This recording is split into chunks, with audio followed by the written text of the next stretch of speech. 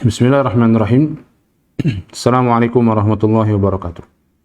Innal hamdalillah nahmaduhu wa nasta'inuhu wa nastaghfiruh wa na'udzu billahi min shururi anfusina wa min sayyiati a'malina may yahdihillahu fala mudilla lahu wa may yudlil fala hadiya lahu.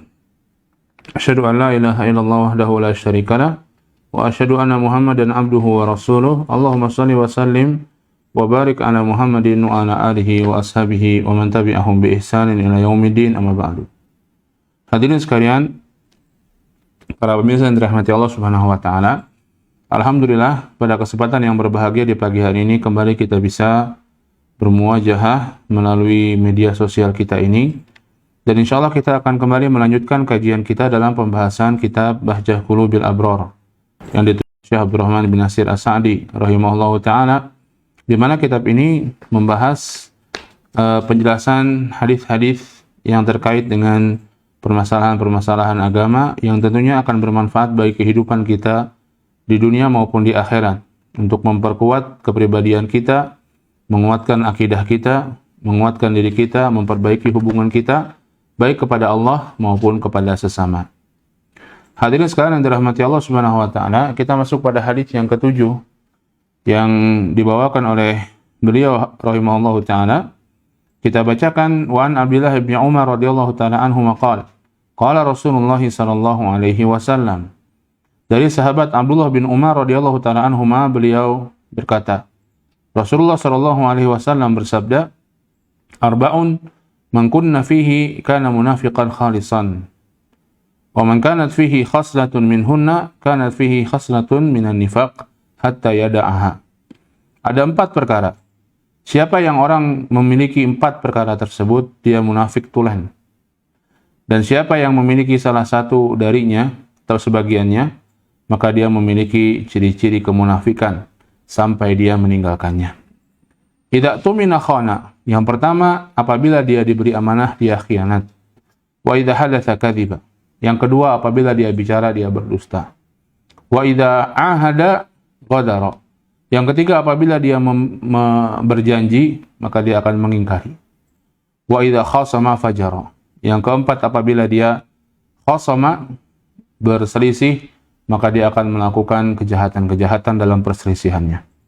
Muttafaqun alaih. Hadis ini diriwayatkan oleh Al-Imam Bukhari dan Imam Muslim, dan demikian pula para imam yang lain, Imam Tirmidzi, Imam Nasa'i, Imam Abu Dawud, serta Imam Ahmad, dan disepakati kesahihannya oleh para ulama ahli hadis.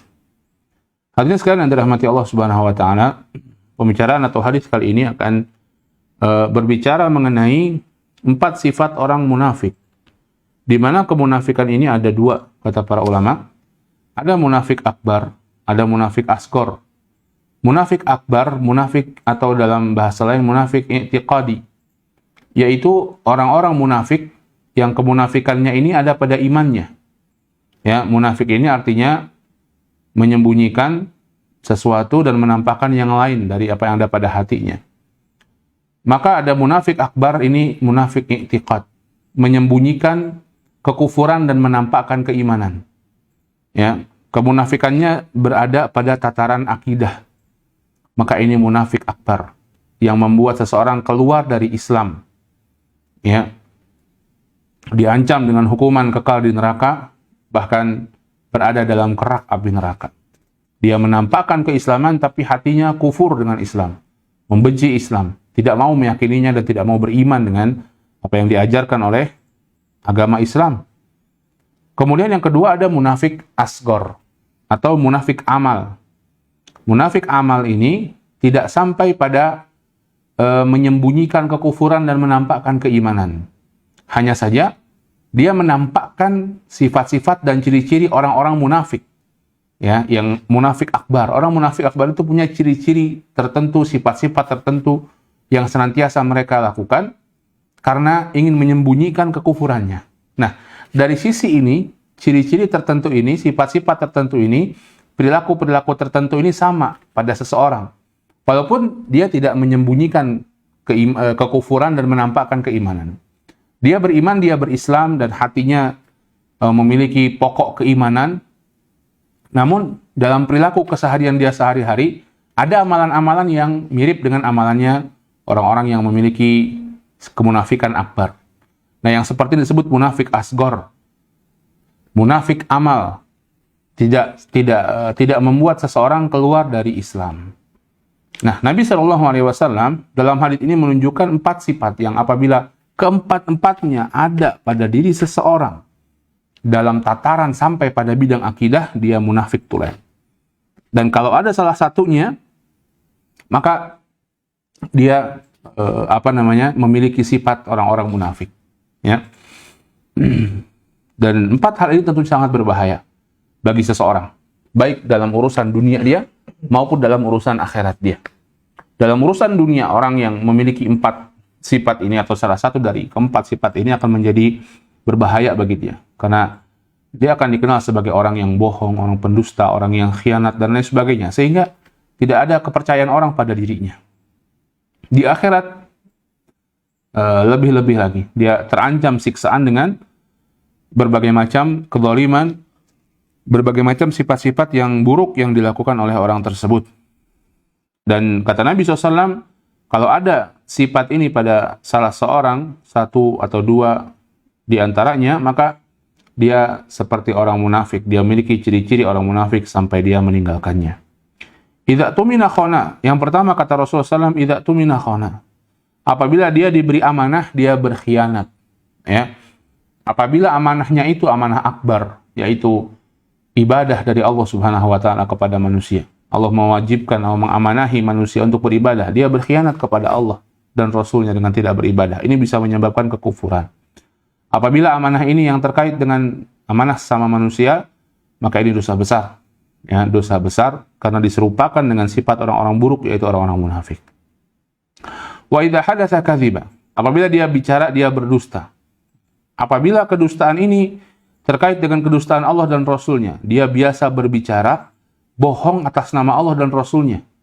Nah, ini bisa jatuh dalam kemunafikan akbar yang diiringi dengan hati yang menyembunyikan kekufuran, menyembunyikan kekufuran tadi. Nah, ini bisa kemunafikan akbar. Demikian pula apabila dia berbicara biasa berdusta terkait dengan manusia, maka ini tanda-tanda kemunafikan yang selayaknya ditinggalkan oleh orang-orang beriman.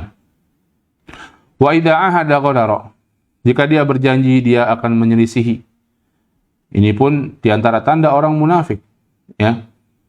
Wa idza khasama fajara. Apabila dia berselisih dengan orang lain, maka dia akan berbuat fajir. Dia akan berbuat kelicikan, dia akan berbuat kerusakan, kejahatan ketika dia berselisih. Dia tidak ragu untuk sumpah palsu misalnya. Ketika dia berselisih dengan orang, perselisihan sampai di hadapan hakim di meja hijau, kemudian dia sumpah palsu. Ya. Dia mengatakan begini padahal nggak begitu. Dia merekayasa saksi-saksi misalnya. Saksi-saksi disuap sehingga harus bersaksi A, padahal harusnya bukan A. Harus bersaksi bukan A, padahal harusnya A. Ya, dia menyuap saksi-saksi. Dia melakukan fitnah ketika bermusuhan dengan orang. Dia menggibahi orang tersebut. Dia mencelakai orang tersebut dan seterusnya. Ketika berselisih, dia fajar. Dia melakukan kejahatan. Maka sifat sebaliknya adalah sifat orang-orang beriman. Orang beriman akan meninggalkan sifat ini dan sebaliknya. Apabila diberi amanah, dia akan menunaikan amanah tersebut. Apabila dia berbicara, dia akan berbicara dengan jujur, sesuai dengan realita yang ada. Apabila dia berjanji, orang beriman akan menepati. Apabila orang beriman bermusuhan, ada perselisihan, satu dengan yang lainnya, karena masalah apapun misalnya, yang namanya hubungan manusia, pasti ada gesekannya, maka dia akan fajaro. Dan maka dia tidak akan berbuat fajir. Dia tidak akan berbuat kerusakan. Tidak akan berbuat kejahatan kepada lawannya. Ya. Nah, ini secara ringkas penjelasan dari hadis ini. Kita bacakan penjelasan yang disampaikan oleh Syekh Abdurrahman bin Nasir As-Sa'di hafizahullah ta'ala, rahimahullah ta'ala. An-nifaqu asasu syarr, kata beliau. Kemunafikan itu adalah dasar dari keburukan, sumber keburukan. Ya, sikap orang yang menampakkan keimanan dan menyembunyikan kekufuran, ini tanda keburukan. sifat keburukan, sumber keburukan. Sekalian kalau orang jahat, kelihatan jahatnya sekalian. Kenapa? Dengan itu orang akan hati-hati, dia orang jahat. Dan kelihatan jahatnya. Tapi berbeda dengan orang munafik, dia menampakkan keimanan keislaman, tapi hatinya jahat. Sehingga orang mungkin percaya sama dia, setelah itu ternyata dia tidak bisa dipercaya orangnya. Ya. Wa huwa ayyudhirul khaira wa yubtinu syarr. Yaitu, kata beliau, kemunafikan adalah menampakkan kebaikan dan menyembunyikan keburukan. Ya, menampakkan kebaikan dan menyembunyikan keburukan. Ya, kalau keburukan tidak disembunyikan kelihatan jelas. Orang akan, oh ini keburukan, sehingga orang bisa menjauhi. Ini keburukannya disembunyikan. Kebaikannya yang ditampakkan. Sehingga ketika orang mendekat, ternyata itu suatu hal yang buruk. Ya, suatu hal yang jelek, merugikan buat dia, membahayakan buat orang-orang. Hadal haddu yadkhulu fihi an-nifaqul akbar al-i'tiqadi. Alladhi yudhiru sahibuhu al-islam wa yubtinu al-kufra. Batasan ini masuk dalamnya nifak akbar, munafik akbar, yaitu munafik i'tiqadi. Kemunafikan dalam keyakinan yang ditampakkan oleh orang yang memilikinya, ya, menampakkan Islam dan menyembunyikan kekufuran. Ini sudah, kalau sudah gini, munafik akbar yang bisa mengeluarkan seseorang dari Islam, ya. Wa hadha an-naw'u mukhriju min ad-dini bil kulliyah. Dan model yang macam ini akan mengeluarkan pelakunya dari Islam. Kufur aslinya dia, tapi dia sembunyikan dan dia tampakkan seolah-olah dia orang beriman. Karena tempat tinggal dia tempat tinggal orang-orang beriman. Lingkungan dia lingkungan orang-orang yang beriman, ya. Maka dia sembunyikan kekufurannya. Kemudian dia tampakkan keimanannya. Ini kufur sejatinya. Wa sahibuhu fid darkil asfali minan nar. Dan orang yang seperti ini berada di kerak api neraka, kata Allah Subhanahu wa taala dalam sebuah ayat, ya. Di kerak neraka, bukan di neraka, kerak neraka. Yang namanya kerak itu ya paling panas karena dia paling dekat dengan sumber api, ya. Wa qad wasafa Allahu haula'il munafiqin bi sifati syarri kulliha. Dan Allah Subhanahu wa taala mensifati orang-orang munafik seperti ini dengan berbagai macam sifat-sifat buruk, ya. Allah gelari mereka dengan berbagai macam sifat-sifat buruk.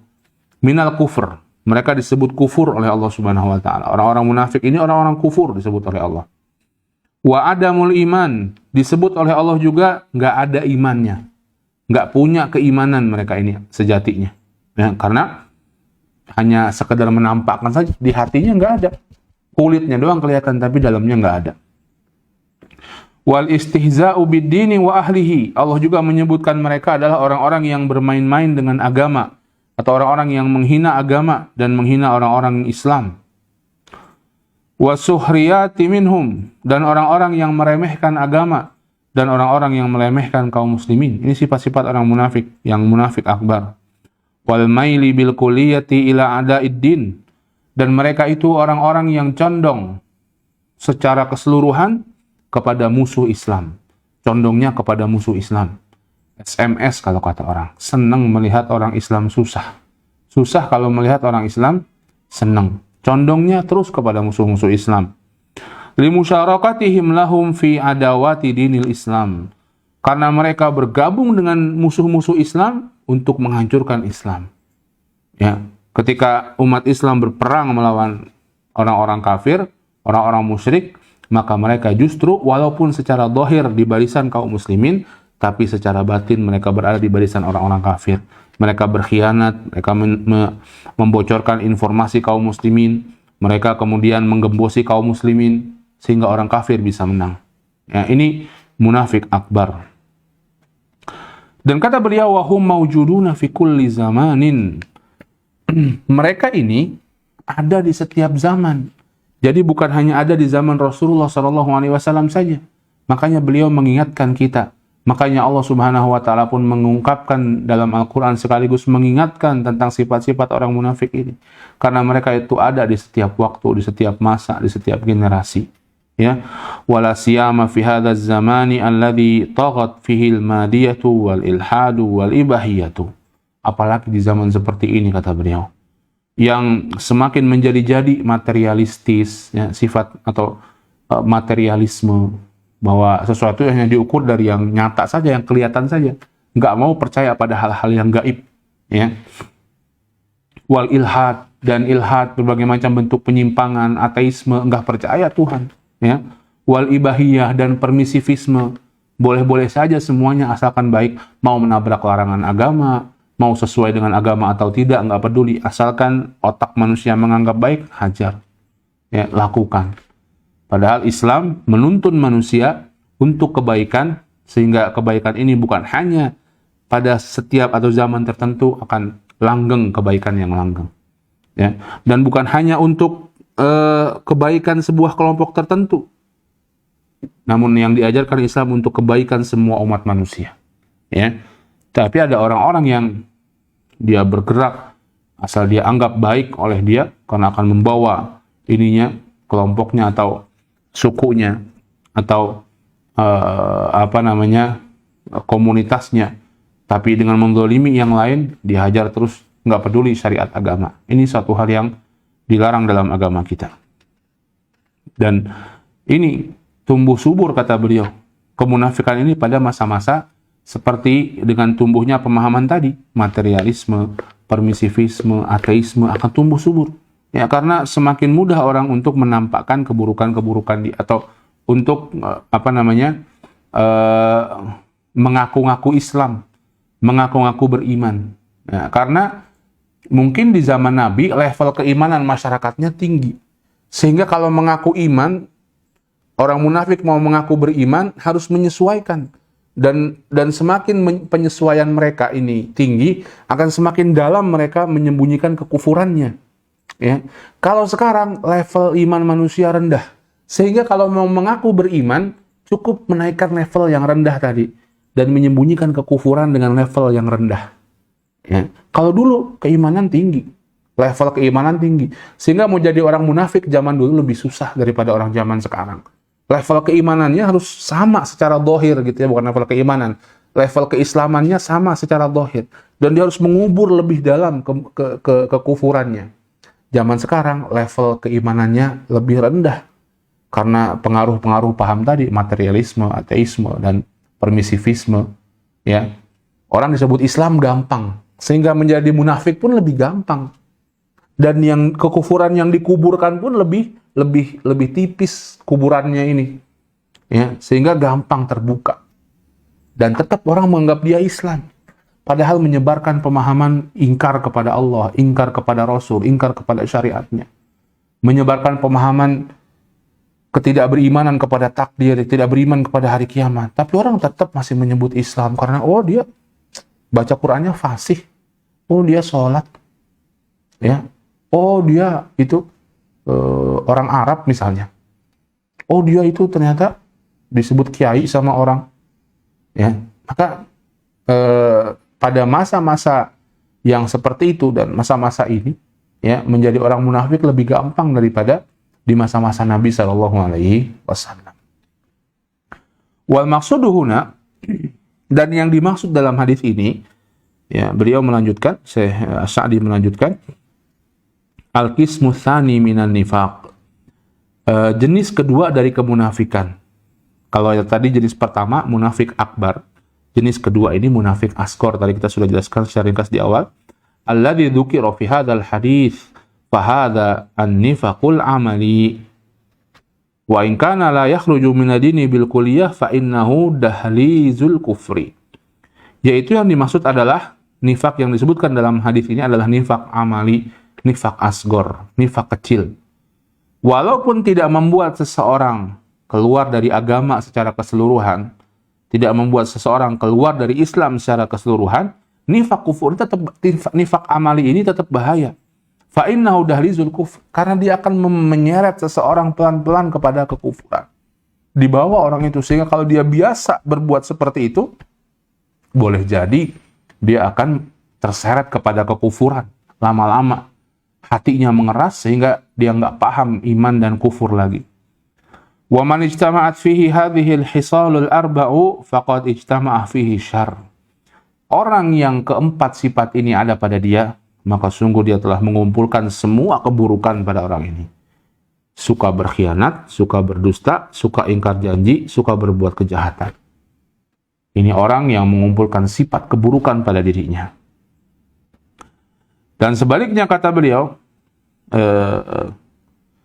wa khalasat fihi nu'utul munafiqin, dan ada pada dia sifat-sifat orang-orang munafik. Ya, fa inna sidqa wal qiyama bil amanat wal wafa'a bil uhud wal wara'a an huquqil khalqi hiya jima'ul khair. Kata beliau selanjutnya, sebaliknya, sesungguhnya kejujuran, sesungguhnya menegakkan amanah, kemudian memenuhi janji, dan tidak mau mengganggu hak-hak sesama manusia. Ini adalah kumpulan sifat-sifat yang baik. Ya, ini adalah kumpulan sifat-sifat baik yang jika dimiliki orang berkumpul kebaikan pada dia. Wa min akhassi awsafil mu'minin, dan ini adalah sifat-sifat khusus yang dimiliki orang-orang yang beriman. Semakin tinggi imannya, bakal semakin begini nih orang, bakal semakin jujur dia, bakal semakin amanah dia, bakal semakin menempati janji dia, bakal semakin waro, semakin takut untuk mendolimi hak-hak manusia. Semakin tinggi imannya, semakin rendah imannya, akan semakin ke arah sifat orang-orang munafik tadi. Ya. Faman fuqida wahidatun minha, siapa yang kehilangan, atau faman faqada wahidatan minha faqad hadama fardhan min furudil Islam wal iman, fa kaifa bi jami'iha. Siapa yang kehilangan satu sifat itu, kehilangan amanahnya saja, atau dia jujur sih jujur, ya, tapi kadang kalau dikasih amanah nggak amanah, ya. Dia atau kehilangan sifat kejujurannya, dia amanah orangnya, tepat janji, tapi kalau ngomong suka bohong. Nah, atau hilang sifat ingkar, menepati janjinya, dia jujur, dia amanah, tapi kalau janji itu loh meleset terus, ya. Atau dia suka berbuat kejahatan dengan orang yang berselisih pada dia, gampang mengambil hak manusia. Jujur sih jujur, amanah amanah, ya, menepati aja menepati janji, tapi lisannya itu loh, ya, orang tajam sekali, orang takut sama dia. Atau tangannya itu loh, suka mukul dan lain sebagainya. Siapa yang hilang satu saja, kata beliau, maka sungguh telah hancur pada dirinya pokok-pokok Islam, satu tiang Islam, ya, satu kewajiban Islam dan iman. Fa kaifa bi jami'iha, apalagi kalau semuanya ini nggak ada. Sifat amanah, sifat jujur, sifat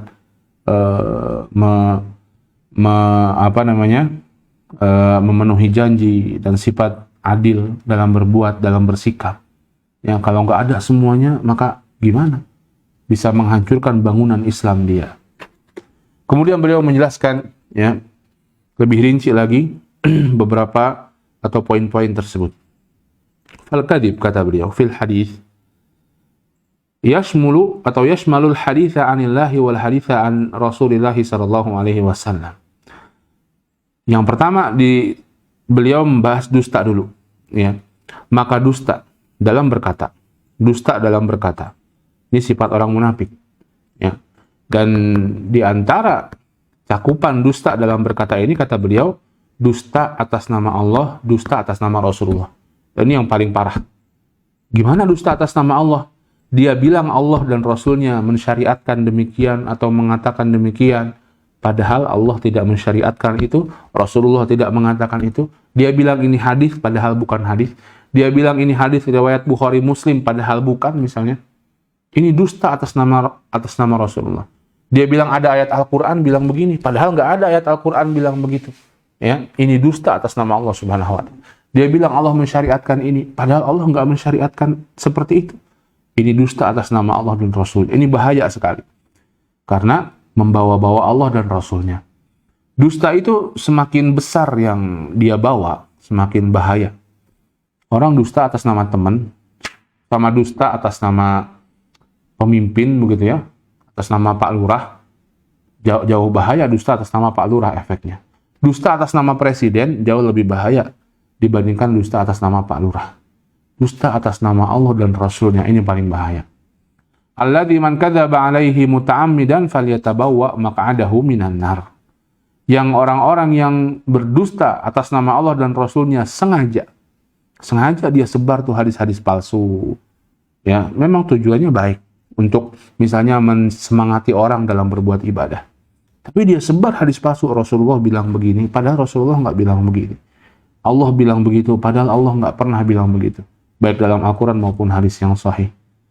Kata Nabi SAW, "Falyatabawwa maq'adahu minan nar." Hendaklah dia siapkan tempat duduknya di neraka. Untuk mengungkapkan dia masuk neraka itu bukan dengan sekadar dia masuk neraka. Tapi Nabi mengungkapkan, hendaklah dia siapkan tempat duduknya di neraka. Siapin tempat di neraka. Kalau kita, ini ancaman yang syadid, ini ancaman yang keras sih. Ya. Kalau kita mau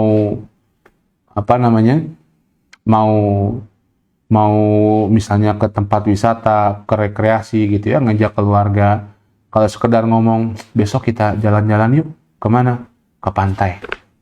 Sama besok siapin makanan, siapin minuman, siapin kecap, bumbu-bumbu, kita mau bakar-bakar ikan di pantai. Mana yang lebih kerasa pastinya? Yang kedua, suruh nyiapin bumbu, suruh nyiapin makanan, suruh siapin minuman, dibandingkan besok ke pantai yuk. Seperti itu masih belum kuat janjinya. Tapi kalau sudah begitu, yang lebih kuat janjinya. Begini pula, Nabi SAW mengatakan, "Falyatabawwa maq'adahu minan nar." Siapin tempat di neraka yang kayak gitu. Orang yang berdusta atas nama Allah dan Rasulnya. Bahkan Allah Subhanahu wa taala berfirman dalam surat As-Saff ayat 7, "Wa man adlamu mimman iftara 'ala Allahil kadhiba." Siapa yang lebih zalim daripada orang yang berdusta atas nama Allah Subhanahu wa taala? Enggak ada yang lebih zalim daripada orang seperti itu.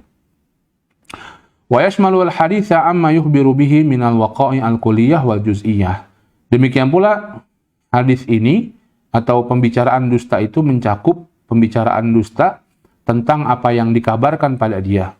Ya, baik secara umum maupun secara parsialnya. Jadi dusta atas nama Allah dan Rasulnya ini yang paling parah, atau dusta tentang berita. Ya, baik secara umum maupun secara parsial. Secara umum misalnya dia katakan si fulan datang ke sini, padahal si fulan nggak datang ke sini, ya. Padahal si fulan nggak datang ke sini. Atau secara parsial, dia katakan si fulan datang ke sini pakai baju merah, padahal si fulan datang ke sininya pakai baju putih. Datang ke sininya benar, tapi dia dusta secara parsialnya, pakai bajunya merah, padahal bajunya putih. Dia sengaja melakukan itu juga termasuk kedustaan, ya. Walaupun tentunya lebih ringan daripada, dan kedustaan ini tentunya bertingkat-tingkat sesuai dengan efeknya, ya, sesuai dengan bagaimana jenisnya. Faman kana hadza sya'nuhu faqad syarakal munafiqina fi akhassi sifatihim. Siapa yang keadaannya seperti ini, suka berdusta, sungguh dia telah menyamai orang-orang munafik dalam sifat-sifat khusus mereka. Orang munafik ini sifat khususnya berdusta, karena dia menyembunyikan keimanan. Ya, menyembunyikan kekufuran, menampakkan keimanan. Maka dusta menjadi bagian dari kehidupan dia sehari-hari. Nah, orang yang seperti ini menyamai orang-orang munafik dalam bab ini, dalam kedustaannya. Wahyal kadzibu alladzi qala fihi Nabi sallallahu alaihi wasallam. Dan kedustaan ini disampaikan Nabi sallallahu alaihi wasallam dalam sebuah hadis yang diriwayatkan Imam Bukhari dan Imam Muslim pula, Imam Tirmidzi dan Abu Daud dan Ibnu Majah dan Imam Ahmad. Kata Nabi SAW menjelaskan kepada kita tentang bahayanya dusta. Iyyakum wal kadzib. Hati-hati kalian dari kedustaan. Ya, Nabi menyuruh kita hati-hati dari kedustaan. Kenapa? Di antaranya kata Nabi SAW, fa innal kadziba yad'u ilal fujur. Karena kedustaan itu akan menyeret seseorang menuju kefujuran, menuju perbuatan-perbuatan buruk. Ya. Dusta minimalnya akan membawa dusta satu lagi, akan membawa dusta yang lainnya. Dusta yang kedua akan membawa orang dusta yang ketiga. Ya, udah sampai mana? Oh, sebentar, udah OTW. Atau sebentar mau jalan, begitu ya. Padahal mandi aja belum, baru bangun tidur, bilangnya mau jalan. Dikontak lagi 10 menit kemudian, udah sampai mana? Iya ya, sebentar. ini udah OTW. Padahal belum OTW, baru masih di rumah. Ya, baru selesai mandi, akan membawa kedustaan selanjutnya. 10 menit lagi dikontak, udah sampai mana? Sebentar, deket, udah mau deket ini, udah sampai gerbang. Atau udah mau deket sebentar lagi. Padahal masih jauh, baru dia mau keluar. Dikontak lagi, udah sampai mana? Aduh, macet ini, mohon maaf, agak terlambat. Padahal nggak macet, sekedar dia biar nanti pas sama waktunya, begitu ya. Dia ngomong macet, padahal nggak macet. Begitulah, kedustaan itu menyeret pada dusta kedua menyeret pada dusta ketiga, dan seterusnya. Itu baru sesama dustanya. Belum kepada perbuatan-perbuatan lainnya. Ketika seseorang merekayasa sebuah kesaksian misalnya, dia harus merekayasa barang bukti, dia harus menyuap orang, dia harus menyuap mungkin petugas, dia harus berbagai macam. Harus dia lakukan demi merekayasa sesuatu kedustaan. Yad'u ilal fujur. Wa innal fujura yad'u ilan nar, dan kefajiran itu akan menyeret seseorang ke dalam api neraka, diseret ke dalam api neraka. Dan nyeret ke api neraka ini bukan nyeret gampang, bukan nyeret diseret, enggak gitu. Dalam hadis disebutkan orang diseret ke api neraka itu dibalik, kepala jadi kaki, kaki jadi kepala. Yang diseret mukanya diseret, lempar ke neraka. Ya, begitu orang dilemparkan ke dalam api neraka, ngelemparnya saja sudah terhina, gitu ya. ولا يزال الرجل يكذب ويتحرى الكذب حتى يكتب عند الله كذابا. Dan orang akan terus berdusta. Ada orang yang terus berdusta dan dia biasa berbuat berdusta sampai akhirnya dia dicatat di sisi Allah sebagai pendusta. Di sisi Allah nih sebagai pendusta. Walaupun manusia mungkin menganggap dia baik dan seterusnya. Dia nggak kelihatan, tapi di sisi Allah dia pendusta karena dia biasa berdusta. Kalau di sisi manusia pun begitu. Orang udah biasa bohong, ya, orang udah biasa bohong, orang tahu dia bohong, sekalinya dia ngomong jujur nggak ada yang percaya. Aduh, tolong, saya tolong bener-bener butuh, bener-bener ini, tolong kasih saya utangan, kasih saya uang, nggak ada yang percaya orang. Alah, kamu dari dulu ngomong kayak begitu terus, padahal ini mungkin dia bener-bener susah nih. Benar-benar lagi butuh uang, tapi nggak ada orang yang percaya. Kenapa? Karena dia biasa berdusta. Ya, ini bahayanya orang berdusta. Itu kalau dicatat di sisi makhluk saja begitu. Apalagi ini sudah dicatat di sisi Allah sebagai pendusta. Coba. Ya, bagaimana doanya bisa dikabulkan orang-orang yang seperti ini? Di antara bahayanya, kalau manusia begitu, ketika dia minta tolong sama orang, karena dia merasa sedang kesusahan gitu ya, maka orang juga nggak akan percaya sama dia ya. Demikianlah ketika dia dicatat di sisi Allah sebagai kadzab, sebagai pendusta, maka di antara efek besarnya adalah, bahayanya adalah doa-doa dia sulit dijawab oleh Allah Subhanahu wa taala. Nah, hadirin dirahmati Allah Subhanahu wa taala, ini mungkin pembahasan kita ya pada kesempatan yang berbahagia di pagi hari ini. Masih ada pembahasan lain dari bab ini, insyaallah kita lanjutkan pada pertemuan yang akan datang biidznillah. Silakan jika ada pertanyaan yang bisa kita jawab, yang tidak bisa ya mungkin nanti bisa ditanyakan kepada ustaz-ustaz yang lainnya. Wallahu a'lam bishawab.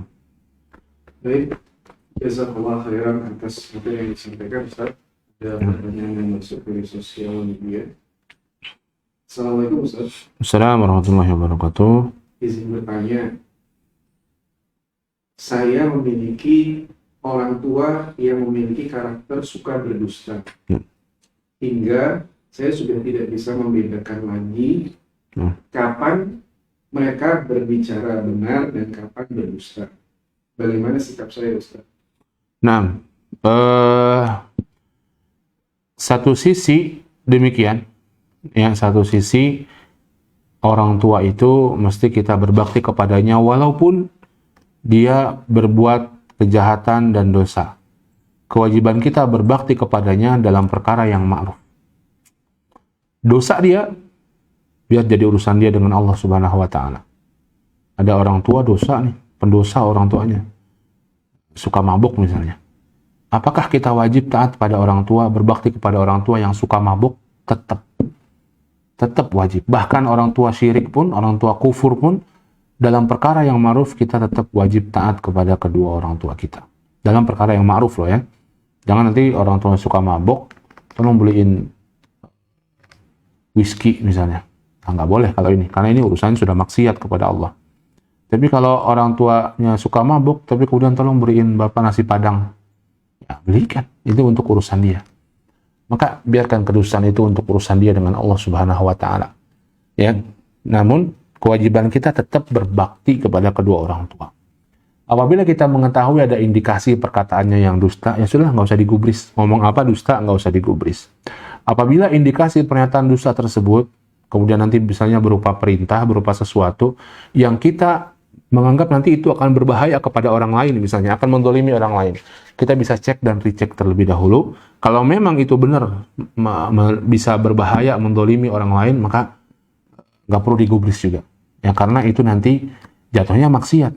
Nggak ada ketaatan dalam maksiat. Tapi kalau dalam perkara yang tidak seperti itu, ya, nyuruh tapi ada bohongnya, tolong beliin bapak nasi padang, tapi nggak punya duit bapak nih, dia minta dibeliin, begitu ya. Padahal dia punya duit sebenarnya, tapi dia bilangnya nggak punya duit, ada bohongnya. Tapi itu kan nggak berbahaya buat orang lain. Ya sudah, beliin sajalah, kita belikan saja, sudah. Ya mungkin bapak lapar, mungkin orang tua lapar, tolong beliin ayah atau ibu sesuatu nih, tapi lagi nggak punya duit nih. Padahal dia punya duit mungkin. Ya sudah, berikan saja. Tapi kalau nanti kedustaan itu ada hubungannya dengan orang lain, bisa mendolimi orang lain, ya, tolong ambilin barang itu dong di rumah situ. Itu sebenarnya barang saya itu. Padahal kita ada indikasi nih, itu bukan barang dia. Intinya pengen ngambil barang itu. Tapi nggak usah bilang-bilangnya sama orangnya itu. Kalau barang dia sendiri kan harusnya nggak apa-apa dong bilang diambil. Ya, tolong ambilin barang di tetangga itu. Tolong ambilin laptop tetangga itu laptop ayah sebenarnya, ya, tolong ambilin. Ini perlu kita selidiki. Kalau memang itu laptop tetangga ternyata istilahnya pengen berbuat kedoliman tapi minjem tangan kita gitu dengan kedustaan, maka nggak ada kewajiban kita untuk mentaatinya. Kalau bisa nasihati dengan cara yang baik, nasihati dengan cara yang baik, ya. Dan kewajiban kita menasihati bukan merubah orang. Wallahu a'lam bishawab. Begitu kira-kira yang bisa kalian jawab. Pertanyaan berikutnya. Assalamualaikum Ustaz. Assalamualaikum warahmatullahi wabarakatuh. Saya khawatir dan takut jika diri saya termasuk orang munafik dan tanpa saya sadari. Ya. Saya selalu belajar dan berusaha untuk tidak mendekati ciri orang munafik. Tapi saya takut tanpa sadar saya malah melakukan ciri-ciri tersebut. Bagaimana cara agar saya bisa menyadari dan menjauhi ketika tanpa sadar kita menjadi orang munafik? Ya, pertahankan rasa takut itu. Ya, pertahankan rasa takut kepada keburukan, rasa takut sebagai orang munafik, rasa takut menjadi kufur, rasa takut tidak amanah, rasa takut tidak diterima amalnya. Pertahankan. Kenapa? Karena dengan itu, dan mudah-mudahan itu adalah rasa takut karena Allah. Ya. Karena dengan itu kita akan menjauhi keburukan. Kalau seseorang sudah nggak punya rasa takut dengan keburukan, maka gampang bagi dia untuk berbuat keburukan. Nggak punya rasa takut lagi dengan kemunafikan, maka gampang bohong, yang penting saya untung. Ya, dalam jual beli misalnya. Nggak punya rasa takut lagi dalam menyikapi kemunafikan. Ini ada uang orang, saya dititipin orang untuk ngasih uang 5 juta misalnya. Tak ambil 100.000, justru orang kelihatan lah, tak ambil 100.000 misalnya. Nggak ada rasa takut lagi dalam hatinya untuk berbuat hal-hal yang menjadi ciri-ciri orang munafik. Maka pertahankan sifat itu. Insya Allah itu adalah sebuah kebaikan apabila dilakukan ikhlas karena Allah Subhanahu wa Ta'ala, sehingga kita jauh dari keburukan, kita takut untuk berbuat keburukan. Ya. Bagaimana agar kemudian nanti kita terjauhkan dari yang seperti ini? Yang pertama, berdoa kepada Allah agar kita diberikan hati yang lurus, hati yang bersih, keteguhan dalam beragama. Banyak berdoa kepada Allah di waktu-waktu yang mustajab. Ya. Kemudian yang kedua, jangan sampai kita mengikuti langkah syaitan. Satu langkah syaitan. Karena langkah syaitan itu, Allah memerintahkan kita, wala tattabi'u khutuwati syaitan. Jangan kamu ikuti langkah-langkah syaitan.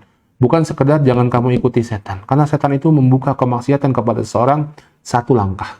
Tadi kita katakan, satu kedustaan membuka kedustaan selanjutnya, membuka kejahatan-kejahatan selanjutnya. Maka bagaimana caranya? Tutup langkah ini. Jangan ikuti sekalipun langkah setan. Ya, setan suruh kita udah bohong aja lah, udah ambil aja lah duit itu, ya, udahlah, misalnya itu orang dihabisin aja udah, ya, biar dia nggak merintangi jalanmu, merintangi karirmu misalnya. Jangan kita ikuti. Sekali kita ikuti, kita akan masuk terus ke dalam perangkat setan tersebut, kecuali yang dirahmati oleh Allah Subhanahu wa Ta'ala. Kemudian yang ketiga, hendaklah kita bermusyawarah, ya. Bermusyawarah, banyak bermusyawarah kepada orang-orang yang, wabil khusus orang-orang yang juga punya rasa takut kepada Allah dan orang-orang berilmu. Sehingga kadang setan, kenapa? Karena kadang setan memberikan motivasi, ya, kepada orang-orang untuk berbuat keburukan dengan cara-cara yang samar. Karena iblis itu ribuan tahun sudah mengganggu Adam. Dan kita diganggu Adam baru puluhan tahun mungkin seumur hidup kita. Tapi iblis sudah punya, ibaratnya mungkin dia sudah risetnya bertahun-tahun. Ya, risetnya itu ribuan tahun. Iblis mengganggu Nabi Adam alaihissalam. Iblis tahu ganggu orang berilmu itu bagaimana caranya, bagaimana metodenya, ya, bagaimana analisisnya. Kalau ganggu orang yang kuat jasadnya, bagaimana caranya? Ganggu orang yang seperti ini tipikalnya bagaimana? Iblis sudah ribuan tahun melakukan itu, ya, dan bala tentaranya. Kita digoda iblis ya baru puluhan tahun mungkin dari kita mukallaf, dari kita balik sampai sekarang, ya. Dan godaannya macam-macam. Maka bermusyawarahlah dengan orang-orang, punyalah orang-orang berilmu yang dekat, karena kadang setan mengganggu manusia dengan cara yang halus, gitu ya. Musyawarahlah, bagaimana kalau begini, bagaimana kalau begini, sehingga kita punya tempat untuk bisa bermusyawarah. Dan jadikan orang yang bermusyawarah itu orang yang tadi punya sifat ilmu dan rasa takut kepada Allah Subhanahu wa Ta'ala. Allahu a'lam bishawab. Ini yang bisa kami sampaikan. Baik, jazakallahu khairan atas jawabannya, Ustaz. Pertanyaan berikutnya. Assalamualaikum, Ustaz. Assalamualaikum warahmatullahi wabarakatuh. Izin bertanya. Jika saat menelpon orang tua sempat menghibahi seseorang, apakah dengan mengalihkan pembicaraan ini dibenarkan? Iya, dibenarkan seperti itu. Ya, unsur akhaka dhaliman au madluman, kata Nabi SAW, lawanlah atau tolonglah saudaramu yang zalim atau yang dizalimi. Kata para sahabat, ya Rasulullah, nolong yang dizalimi paham. Ya, nolong yang dizalimi itu dengan membela dia. Tapi nolong yang zalimi bagaimana? Cegah dia dari berbuat kezaliman. Ghibah ini kezaliman. Maka bagaimana orang tua kita lebih pantas lagi kita tolong? Bagaimana kita mencegah dia untuk berbuat kezaliman ghibah? Ya, boleh dialihkan. Ya, boleh dengan cara dialihkan. Ya, boleh dengan cara dinasehati dengan baik, sehingga kedepannya nggak begitu. Mungkin nggak paham bahwa itu ghibah, ya. Mungkin nggak paham bahwa itu ghibah. Mungkin nggak sadar bahwa itu ghibah. Ya, dikasih masukan, dikasih sampaikan. Ya udah Bu, nggak usah diomongin orang itu, nggak apa-apa lah, wis biarin begitu aja, misalnya. Atau kita alihkan juga nggak apa-apa. Insya Allah tidak apa-apa. Allahu a'lam bishawab. Baik, jazakallahu khairan, Ustaz. Pertanyaan terakhir. Assalamualaikum, Ustaz. Waalaikumsalam warahmatullahi wabarakatuh. Bagaimana hukumnya jika ada orang yang selalu mengucapkan insya Allah di setiap akan diajak ketemu atau hal lain, tapi di hati dia tidak pernah ingin melakukan apa yang dijanjikan? Bagaimana, Ustaz? Apakah itu berdosa? Iya, berdosa. Ya, kalau dia bilang insya Allah, tapi hatinya dari awal sudah nggak mau lah saya, tapi dia bilang ya insya Allah, insya Allah. Jangan seperti itu jadi orang. Ya, kalau memang dia nggak mau, kalau dia memang dia bilang nggak bisa atau kemungkinannya kecil untuk bisa melakukan hal tersebut, menjanjikan di sebuah tempat atau di sebuah waktu tertentu atau sebuah hal tertentu, maka ya udah bilang aja, saya usahakan tapi saya nggak janji.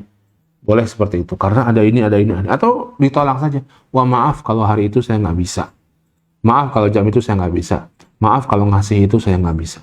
Ya, jangan kemudian kita mengatakan insya Allah untuk meyakinkan orang, tapi hati kita sudah ada keinginan untuk mengingkari hal tersebut. Ya, ini sebuah hal yang tidak dibenarkan. Bisa menjadi dosa ya. Ya, Allah Ta'ala a'lam bishawab. Nah, demikian yang bisa kita bahas pada kesempatan kali ini. Insya Allah kita akan masih melanjutkan pembahasan tentang sifat orang munafik ini ya pada pekan selanjutnya insya Allah. Demikian kita cukupkan. Semoga bermanfaat. Semoga Allah memberikan kepada kita ilmu yang bermanfaat dan amal yang soleh yang diterima oleh Allah Subhanahu wa taala. Semoga Allah memberikan kepada kita istiqomah dan memberikan kepada kita husnul khatimah. Subhanakallah bihamdika asyhadu an la ilaha illa anta astaghfiruka wa atubu ilaik. Billahi taufiq wal hidayah. Wassalamualaikum warahmatullahi wabarakatuh.